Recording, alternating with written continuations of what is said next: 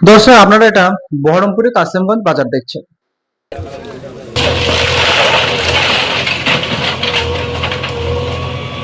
বিন্দু মাত্র আমাকে সময় দেয়নি, 5 মিনিটের মধ্যে আমার গ্যারেজ সব তছনছ করে দিল।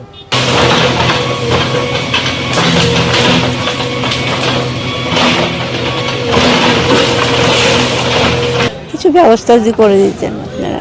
কোথায় যাব বলেন আপনারা, যে বাড়িঘর নাই, কিছু নাই।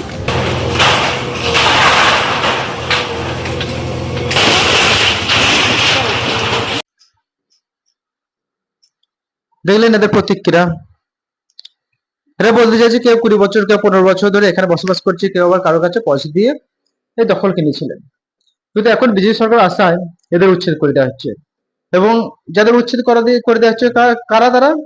একজন হচ্ছে আপনার সঞ্জয় হালদার, ছবি দাস, বৈশাখী সর্দার। এরা কিন্তু কেউ মুসলিম না, এরা হিন্দু। এদের ঘর উচ্ছেদ করছে বিজেপি সরকার। যারা বলে না যে বিজেপি সরকার হিন্দুদের মসিহা, তাদের জন্য এই ভিডিওটা।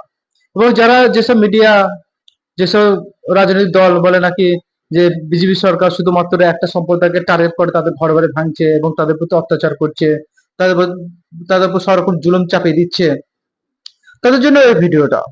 কারণ এই গণতন্ত্র দেশে বিজেপি একটা পার্টি, তিনি গণতন্ত্রের মাধ্যমে এসছে এবং তিনি সংবিধানকে সম্মান করেন এবং সংবিধানের মাধ্যমেই তিনি যা কিছু করার করছেন।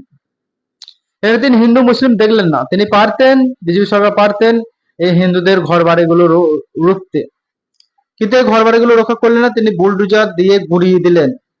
তিনারা এখানে রং দেখলেন না, হিন্দু মুসলিম দেখলেন না। হিন্দুদের ঘর একটাও চালেন। 125টার উপরে ঘর ছিল অবৈধ নির্মাণ, 25টাই গুঁড়িয়ে দেওয়া হয়েছে এবং এদের প্রায় সকলেই হিন্দু। তাই যারা বলে বিজেপি একটা সাম্প্রদায়িক দল, তাদের জন্য এই ভিডিওটা।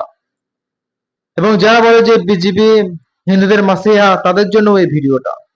বিজেপি সরকার যদি কেউ অন্যায় করা দেখে কাউকে, তার রং দেখবে না, সে হিন্দু না মুসলিম না খ্রিস্টান, তার পানিশমেন্ট হবে। আর কেউ যদি ভালো করে, সে হিন্দু হোক মুসলিম হোক, তার পুরস্কার বিজেপি সরকার রেখেছে। তাই বিজেপি সরকারকে অযথা কলঙ্কিত কেউ করবেন না। আপনাদের মতামত আপনারা কমেন্টে জানাবেন।